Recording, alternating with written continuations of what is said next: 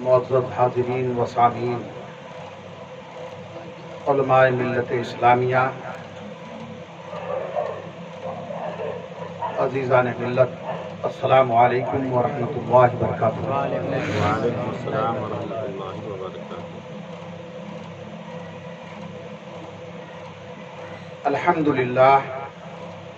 الحمد للہ الذی بیدہ تصریف الاحوال و تخفیف الاسقال، والصلاة والسلام علی من سید الحادین الی محاسن الافعال، وعلی آلہ وصحبہ مضارعین لہ فی الصفات والاعمال۔ اما بعد فاعوذ باللہ من الشیطان الرجیم، بسم اللہ الرحمن الرحیم۔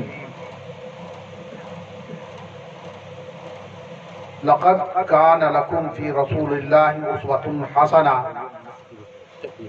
صدق اللہ مولانا العظیم وبلغنا رسولہ النبی الامین الکریم، ونحن علی ذلک من الشاہدین والشاکرین، والحمد للہ رب العالمین۔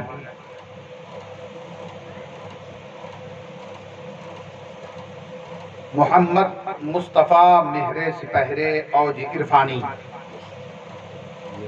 محمد مصطفیٰ مہر سپہر اوج عرفانی، ملی جن کے سبب تاریک ذروں کو درخشانی۔ سبحان اللہ، بے شک، سبحان اللہ۔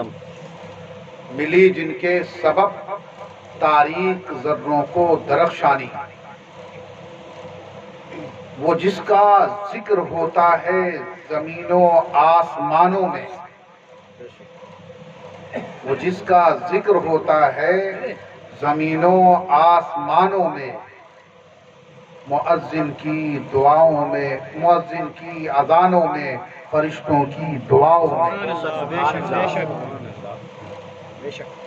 مؤذن کی اذانوں میں، فرشتوں کی دعاؤں میں، وہ نور لم یزل جو باعث تخلیق عالم ہے، وہ نور لم یزل جو باعث تخلیق عالم ہے، خدا کے نام کے بعد جس کا اسم اعظم ہے، خدا کے نام کے بعد جس کا اسم اعظم ہے۔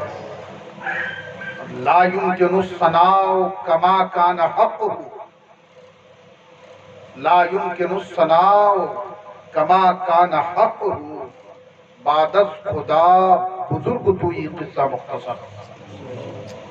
حضرات محترم، کچھ عرض و معروض سے قبل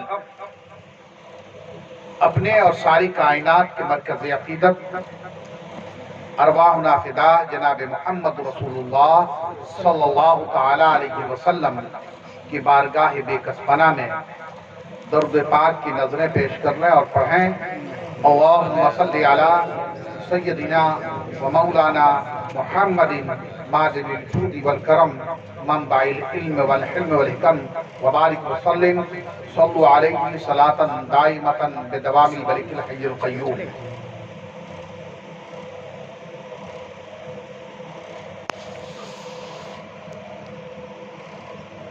عزیز گرامی،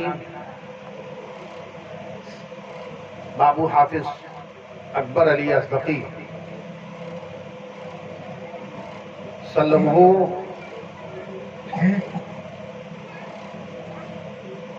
نے کئی روز قبل ہی آج کی تاریخ کا پابند بنایا تھا،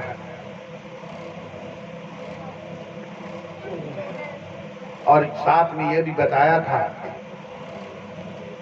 کہ محب گرامی خطیب بے مثال حضرت مولانا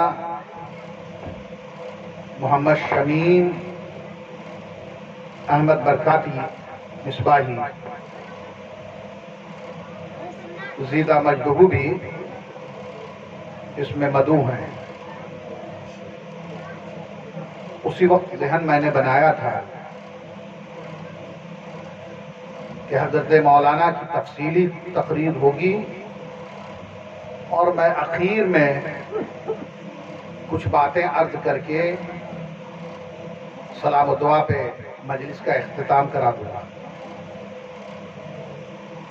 لیکن کچھ مصروفیت اور مجبوری ایسی سامنے آئی کہ میں ان سے پہلے یہاں پر مائک پر آپ کو دکھ رہا ہوں، لیکن آپ لوگوں کو تاکیداً آپ لوگوں سے گزارش ہے کہ ہرگز آپ میں سے کوئی بھی بغیر ان کی تقریر سنے ہوئے نہیں جائیں گے۔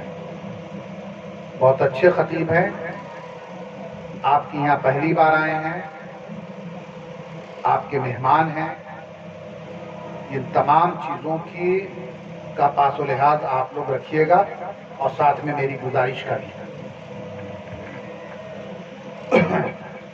جہاں تک رہا میرا سوال، تو ہم آ گئے اور مائک پر بھی آ گئے اور 2 جملے آپ سے بول لیا، اتنے پر بھی ہم ختم کر لیں تو آپ بھی زندہ ہم بھی زندہ، پھر دوبارہ موقع آئے گا، ملاقاتیں ہوتی رہیں گی، باتیں ہوتی رہیں گی۔ نہ آپ ہم سے جدا ہو سکتے ہیں چاہ کے بھی، اور نہ ہم آپ سے جدا ہو سکتے ہیں۔ سمجھ میں آئی بات؟ یہ رشتہ محبت ہے ہمارے آپ کے درمیان، جو انشاءاللہ ہمیشہ قائم رہے گا۔ اور اسی رشتہ محبت کا حوالہ دے کر کے عزیز نے بڑی بات کہی تھی۔ اللہ تبارک و تعالی ان کی عقیدت اور محبت کو سلامت رکھے۔ معاملہ جہاں تک وہاں بیڑا پار ہونے کا معاملہ ہے، اپنے عمل پہ آسرا نہیں ہے۔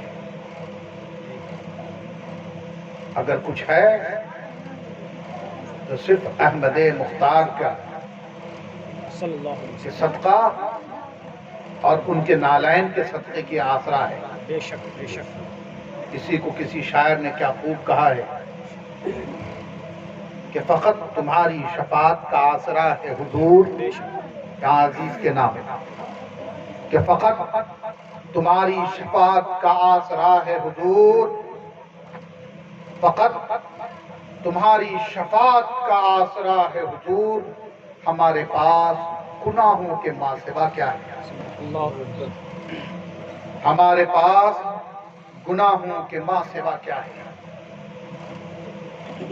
یہ گناہوں کا پلندہ ہے، ان کی شفاعت حصے میں آ گئی تو ہمارا بھی بیڑا پار ہوگا انشاءاللہ، آپ سبوں کا بیڑا پار ہوگا انشاءاللہ انشاءاللہ۔ ہمیں اور آپ کو سبوں کو چاہیے، زندگی کا مقصد یہ ہونا چاہیے کہ حضور اقدس صلی اللہ تعالی علیہ وسلم کی بارگاہ میں قبولیت ہو جائے اور ان کی زندگی سے ہماری مشابہت ہو جائے ہماری زندگی سے۔ اور اللہ تبارک و تعالیٰ بھی ہم سے اسی بات کا مطالبہ کرتا ہے۔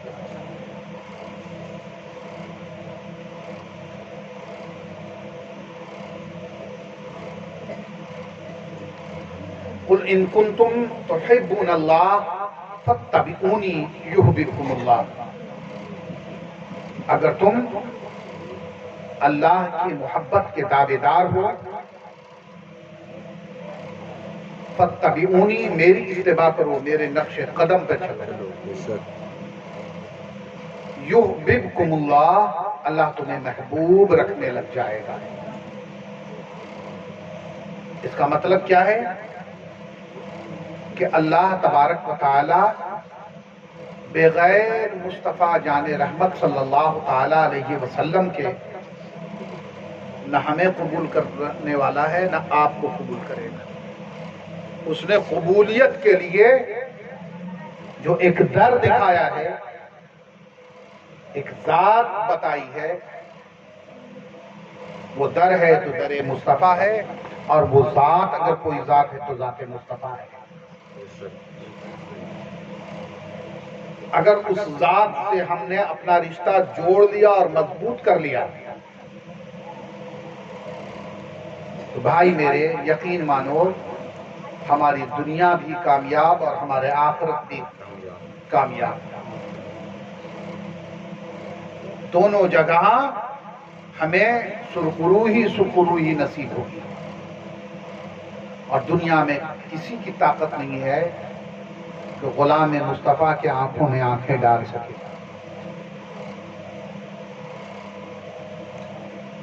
تاریخ گواہ ہے، اور تاریخ کی ان اوراق میں ہم جانے کی پوزیشن میں نہیں ہیں، لیکن ایک آدھ اشارہ آپ کو کر دیتے ہیں۔ اگر آپ تاریخ اسلامی پڑھیں تو آپ دیکھ لیجئے، مکے کے اندر مسلمان بہت تھوڑے تھے، کفار بہت تھے، ہزار کوششوں کے باوجود نہ ان کا ایمان خرید پائے، نہ ان کا وجود ختم کر پائے، بے شک ہے نا؟ اور جب ہجرت کر کے اللہ کے رسول نعوذ باللہ من ذالک جان بچانے کے لیے نہیں، جان کا خطرہ تو تھا ہی نہیں، اس لیے کہ آپ کی جان مبارک کی حفاظت کی ضمانت تو اللہ تبارک و تعالیٰ نے پہلے ہی قرآن مجید میں دے دی تھی کہ وَاللَّهُ يَعْصِمُكَ مِنَ النَّاسِ، کہ اللہ آپ کی جان مقدس کی حفاظت کرے گا، اور کسی کو آپ کی جان مقدس لینے کی قدرت نہیں عطا فرماتا ہے۔ تو پھر حضور نے ہجرت کیوں کی؟ تاکہ کھلی فضا میں اسلام کی خدمت اور اسلام کی اشاعت ہو سکے، پھیلاؤ کا دروازہ کھلے۔ اس کی بہت ساری علتیں ہو سکتی ہیں، پر گفتگو ہو سکتی ہے، لیکن اس کا موقع ابھی نہیں۔ دوسری مثال، مسلمان ابھی مدینے پہنچ کر کے سکون کی سانس بھی نہ لینے پائے تھے،